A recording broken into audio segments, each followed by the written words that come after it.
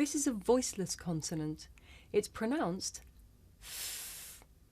Now, did you notice that I make the sound by sticking my tongue out just a little bit th, and blowing air between my tongue and my top teeth? Th.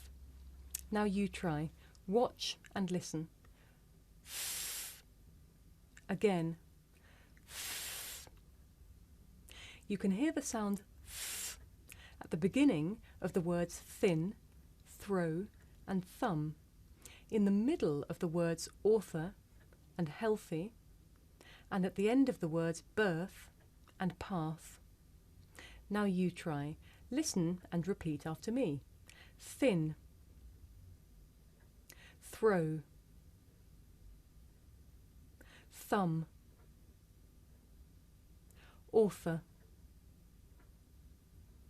healthy, birth, path.